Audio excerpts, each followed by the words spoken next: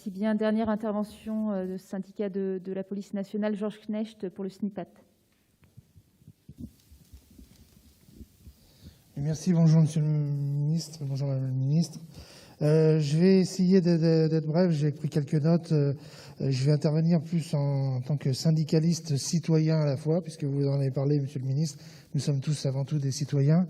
Et les personnels que nous représentons sont en plus souvent par leur rémunération confrontés directement à la mauvaise image de la police nationale, parce qu'ils vivent dans des quartiers assez compliqués. Donc je vais essayer d'être assez synthétique là-dessus. Il y a, selon nous, deux visions du problème. Une vision statistique issue des sondages, monsieur l'a rappelé tout à l'heure, et qui en la matière, comme dans tant d'autres, ont montré parfois des décalages avec la réalité. Et une vision réaliste basée sur le contact, sur les discussions avec les citoyens, mais surtout avec ceux qui ont un rapport avec la police. C'est un peu comme les températures ressenties en météo.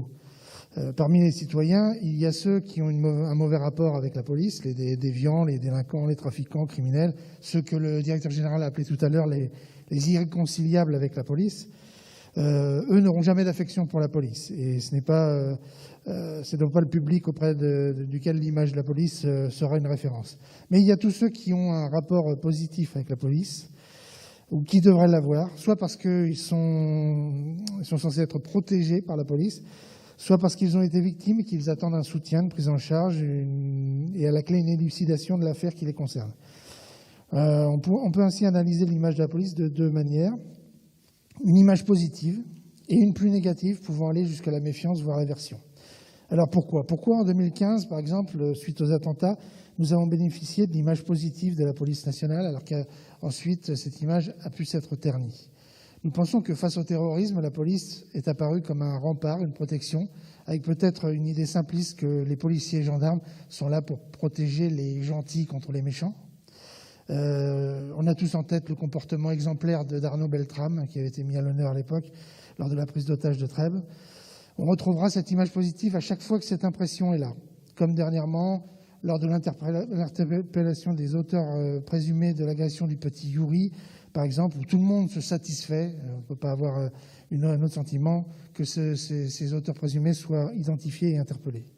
En revanche, il y a un problème d'image négative que nous portons tous comme un fardeau au quotidien, personnel actif comme personnel administratif, technique, scientifique. Dès lors qu'on a l'impression que la police est répressive à l'encontre de citoyens qui ne le méritent pas. C'est un problème récurrent que nous vivons au quotidien. Des syndicalistes qui défendent des causes sociales, des gens poussés dans leur dernier retranchement par la misère, des citoyens qui, par inadvertance et peu accoutumés du fait, vont oublier la ceinture de sécurité pour aller au coin de la rue, amener leurs enfants à l'école ou dépasser de quelques kilomètres/heure la vitesse autorisée un jour de circulation dégagée, suite à un moment de relâche. Cela n'en fera pas pour autant des criminels. Mais il y a un sentiment amer. Et ce sentiment amer, je crois que c'est David qui l'a dit tout à l'heure, c'est l'injustice, car il peut être amplifié par le fait qu'il y a une comparaison qui est faite avec une augmentation de la délinquance dans l'entourage de ces citoyens. Ça a été dit tout à l'heure aussi, des quartiers entiers où les trafiquants de drogue peuvent avoir pris la main sur le quartier. L'image négative sera ainsi accrue par cette sensation d'injustice. Cela va même parfois, et c'est ça qui nous inquiète fortement, jusqu'à la peur. Cette mauvaise image qui dégrade les rapports police-population, nous la vivons même parfois dans notre entourage proche, dans nos familles, parmi nos amis, ce qui impacte les convictions, et j'insiste sur ce fait, ça impacte les convictions et la motivation de nos collègues dans les services. Il faut donc s'attaquer à ce sentiment d'injustice en remplaçant une politique du chiffre qui est encore sous-jacente par une priorisation des actes de police, lesquels doivent être recentrés sur la règle majeure, protéger et servir. Il faut veiller à ce que les délinquants et les criminels aient peur de la police, mais pas les citoyens lambda. Pour les criminels, réprimer et interpeller, mais pour les citoyens, protéger et servir.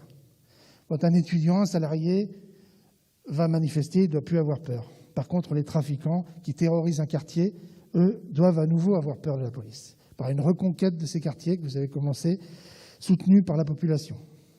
Pour simplifier mon propos, je dirais, Monsieur le Ministre, au risque de choquer, que parmi nos collègues, nous avons, par exemple, des gilets jaunes, mais nous n'avons pas de délinquants et de criminels.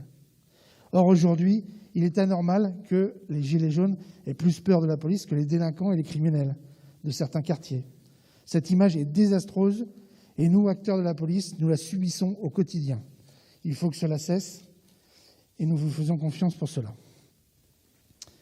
Il faut que les policiers soient respectés et pour ça, vous l'avez dit vous-même, et je crois que le président de la République l'avait dit aussi au mois d'octobre, il faut qu'ils soient respectables. Donc il ne faut pas hésiter à sanctionner ceux qui déshonorent l'institution et le faire savoir surtout. Il faut réinvestir les quartiers par une présence accrue sur le terrain. Pour ce faire, la substitution, qui est un vieux cheval de bataille du SNIPAT, devra être poussée. Actuellement, nous avons 14% de personnel administratif, technique, scientifique au sein de la police nationale, alors que la plupart des polices européennes sont autour de 25 et 30%. Sur le terrain, il faut du personnel gradé, qualifié et d'expérience, notamment dans les secteurs les plus difficiles. On prend l'exemple de la Seine-Saint-Denis, par exemple. Il faut un dialogue avec les acteurs locaux. Là, il faut réinstaurer ce dialogue avec les commerçants, les restaurateurs, les facteurs, les gardiens d'immeubles, les écoles et leur personnel. La confiance doit être retrouvée, mais pas imposée. Il faut que la vidéosurveillance aussi soit mise à profit pour intervenir en amont. C'est bien de filmer les différents quartiers, mais si on peut avoir quelqu'un devant les caméras pour pouvoir réagir, augmenter la réactivité et intervenir avant que les faits soient commis ou en flagrant délit, c'est beaucoup mieux que d'avoir les vidéos après les faits commis. Il faut surtout mettre en avant et médiatiser les actions positives de la police et rectifier les mensonges quand ceux-ci sont propagés. Alors, je prends un exemple qui nous est... Rapide, Monsieur Knecht. Oui, je sais que voilà. Merci beaucoup. Mais je prends un exemple, c'est la police technique et scientifique.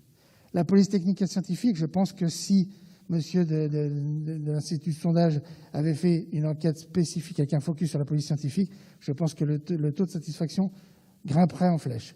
Pourquoi ? Parce que la police scientifique bénéficie d'une bonne image auprès de la population. Eh bien, mettons-la à l'honneur, de plus en plus. Mettons-la à l'honneur et dans toutes ses réalités, pas dans les séries qu'on voit à la télé, les experts. Alors, je vais écourter un peu mon intervention et je dirais simplement une chose, monsieur le ministre. Vous rappelez que l'image, les rapports police-population ne peuvent pas se concevoir autrement que dans un tout, c'est-à-dire les rapports État-population. Parce que la police, elle pourra avoir une bonne image, mais elle ne pourra pas régler tous les problèmes. Et aujourd'hui, le problème du fait que la police est sur tous les fronts, c'est que nous sommes dans un pays en crise. Et ce problème-là, on rejoint tout à l'heure les 10 millions de personnes qui ont une réticence vis-à-vis de la police. Peut-être que ça correspond peu ou prou aux 10 millions de personnes qui se sentent exclues par la société aujourd'hui et qui pensent qu'ils n'y arriveront jamais. Voilà, j'en terminerai là et je vous remercie de m'avoir écouté.